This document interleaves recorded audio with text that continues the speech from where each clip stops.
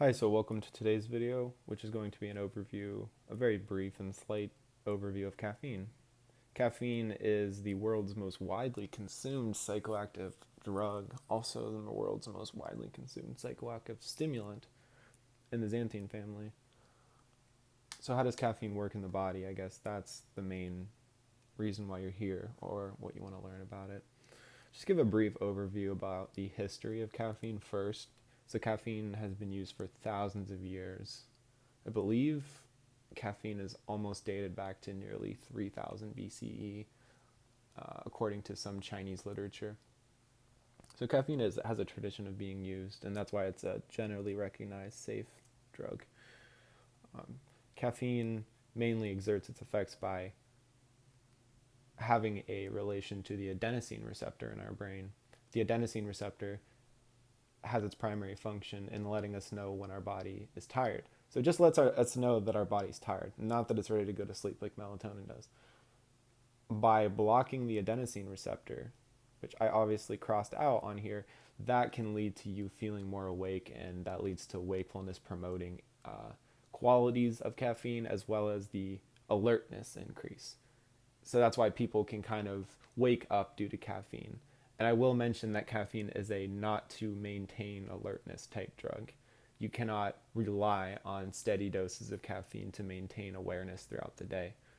This can be very, not harmful, but it can be very aggravating to your tolerance. So your tolerance to caffeine develops rapid, and you'll find yourself consuming higher and higher amounts than you would ever need.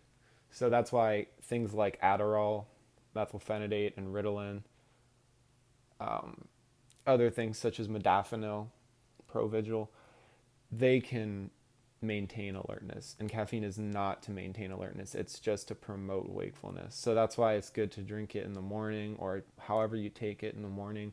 It gets you up and it wakes you up. It sort of temporarily blocks that tiredness feeling. Now, caffeine is also a releaser of catecholamines, which are norepinephrine and dopamine. Those are pretty familiar neurotransmitters in our brain. And what the catecholamines essentially do is create a heart function, a cardiac function within caffeine. So caffeine works and is primarily related to the adrenic receptors in our brain and bodies, beta adrenic receptor specifically. That can promote a lot of activity through the heart, and its signals can change. So anyone with a predisposition to a cardiac arrhythmia or any toxicity related to caffeine, I was reading a case study about caffeine, and they figured out that it was mainly based on genetic predisposition factors and unknown heart conditions that could contribute to caffeine's toxicity. Caffeine is a very safe substance, obviously the most widely consumed. So how do you consume it and how do you get it? Mainly you can get it through coffee, a substance called yerba mate, or yerba mate. I'm not sure how you pronounce that. It's a South American shrub, and it's an interesting way to get caffeine. It can also be just from the tea plant, not your herbal teas, but the tea plant specifically.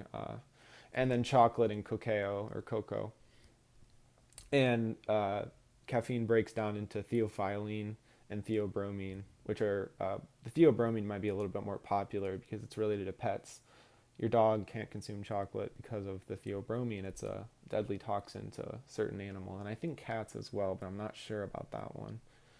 So that's what caffeine is generally used to do and how it works. So it works through the adenosine receptor, making our body feel more alert, and it's releasing those catecholamines, so norepinephrine and dopamine, raising your blood pressure, also creating, a higher heart rate, and it's increasing the levels of norepinephrine and dopamine in your body.